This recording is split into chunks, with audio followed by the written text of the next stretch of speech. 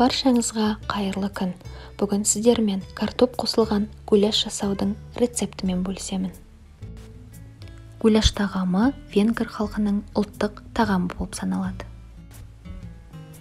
Ол үшін бізге 500 грамм ет, 1 пияз, 4 сарымсақ бөлігі, 200 мл қызанақ пастасы мен қызанақ қосылған дәмдеуіш, 100 мл сұйық май, 2 ас қасық кептірілген аскөк пен ақжелкен, 1 ас қасық тұз, 1 шай қасық қара бұрыш, 1 ас қасық ұн қажет. Ең алдымен етті текшелеп турап аламыз.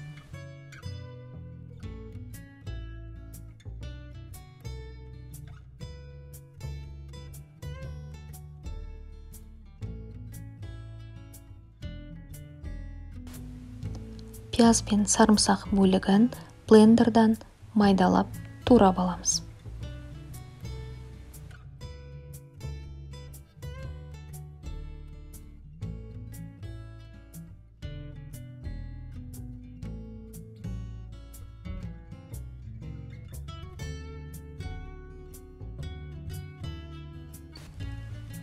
Видеода көрсетілгендей ұсақ болып туралуы қажет.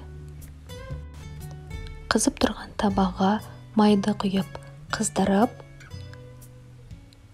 пиязды қуырамыз.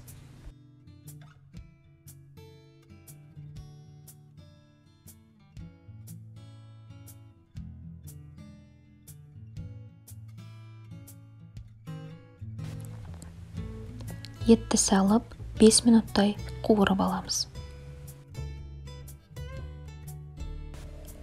Енді үстіне дәмдеуіштерді, тұзды, қара бұрышты және кептірілген аскөк пен ақжелкенді салып қуырамыз.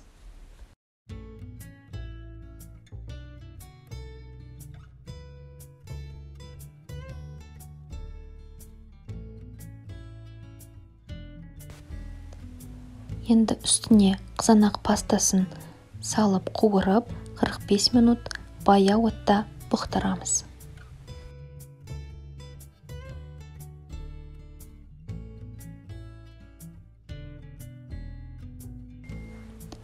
Үстіне 1 стакан су құйып бұқтырамыз.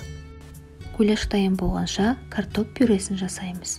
Ол үшін бізге 1 килограмм картоп, 100 мл сары май, 2 ас қасық тұз, 100 мл сүт қажет.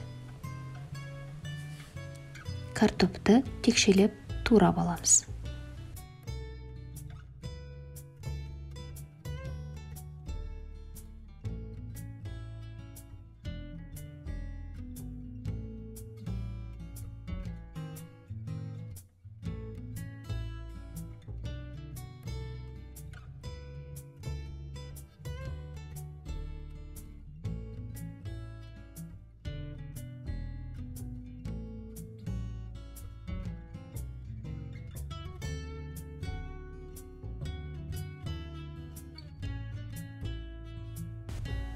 Суға жарты шай қасық тұз қосып, қайнатуға қоямыз.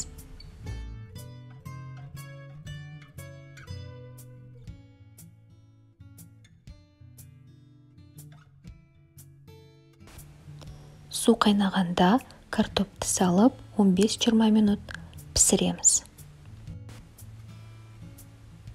Картопымыз пісіп дайын болды. Артық суын құйып аламыз.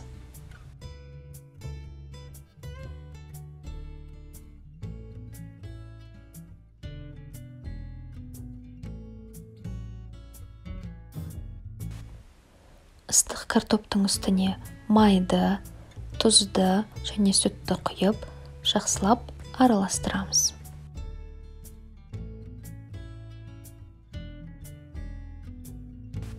Мен картопты езу үшін пестикті қолдандым.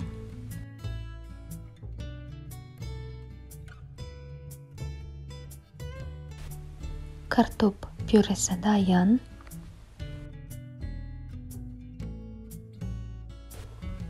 Дайын болған гуляштың үстіне 1 ас қасық ұндық салып, жақсылап араластырып, тағы да 5 минут бұқтырамыз.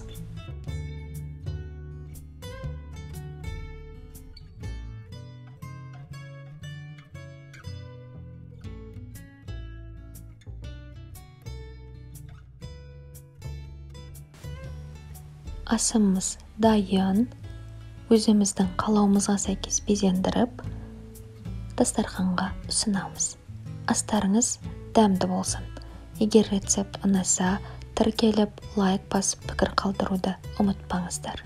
Сіздердің пікірлеріңіз мен үшін маңызды.